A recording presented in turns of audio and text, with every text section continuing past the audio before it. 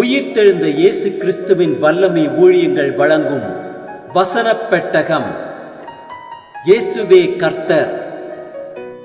இயேசுவையே தேவன் ஆண்டவரும் கிறிஸ்துவுமாக்கினார். இயேசுவே ராஜாதி ராஜா, கர்த்தாதி கர்த்தா.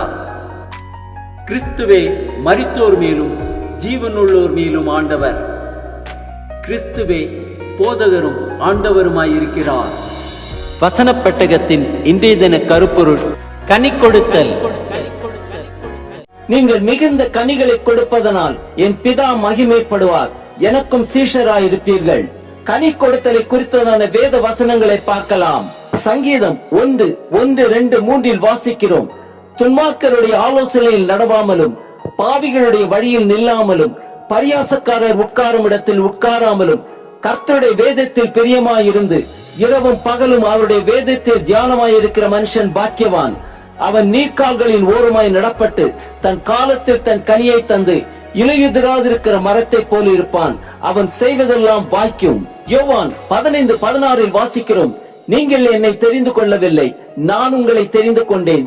நீங்கள் என் நாமத்தினாலே பிதாவை கேட்டுக்கொள்வது எதுவோ அதை அவர் உங்களுக்கு கொடுக்கத்தக்கதாக நீங்கள் போய் கனி கொடுக்கும்படிக்கும் உங்கள் கனி நிலைத்திருக்கும்படிக்கும் நான் உங்களை ஏற்படுத்தினேன். கலாத்தியர் 5:22-23 வாசிக்கிறோம்.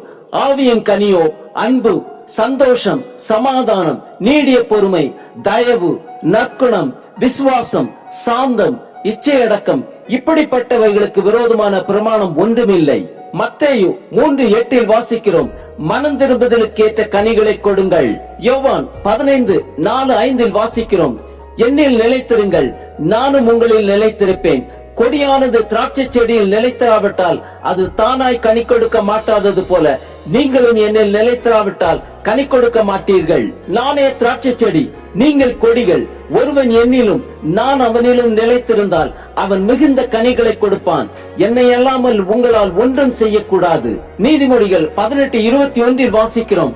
மரணமும் ஜீவனும் நாவின் அதிகாரத்தில் இருக்கும், அதில் பிரியப்படுகிறவர்கள் அதன் கனியை புசிப்பார்கள். யாக்கோபு 3:17-18 வாசிக்கிறோம். பரத்திலிருந்து வருகிற ஞானமோ முதலாவது சுத்தமுள்ளதாயும், பின்பு சமாதானமும் சாந்தமும் இணக்கமும் உள்ளதாயும், இரக்கத்தாலும் நற்கனிகளாலும் நிறைந்ததாயும், பட்சபாதம் இல்லாததாயும், மாயமற்றதாயும் இருக்கிறது. நீதியாகிய கனியானது சமாதானத்தை நடப்பிக்கிறவர்களாலே சமாதானத்திலே விதைக்கப்படுகிறது. லேவியராகமம் 26:3-4 வாசிக்கிறோம்.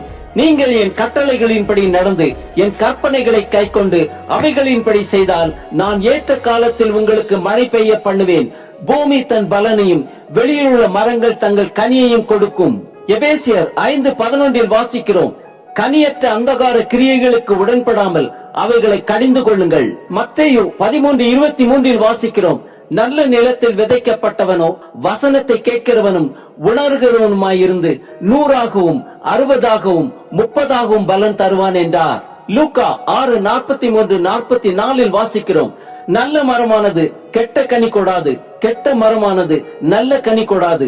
அந்தந்த மரம் அதன் கனியினால் அறியப்படும். முட்செடிகளில் அத்திப்பழங்களை பறிக்கிறதும் இல்லை, நெருஞ்சி செடியில் திராட்சை பழங்களை பறிக்கிறதும் இல்லை. நீதிமொழிகள் 11:30 வாசிக்கிறோம்.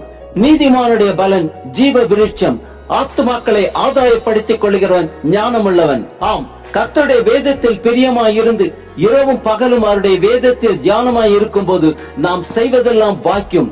ஆவியின் கனி கொடுத்து மனம் திரும்புதலுக்கேற்ற கனிகளை கொடுப்போம். இதில் பிதா மகிமைப்படுவார்.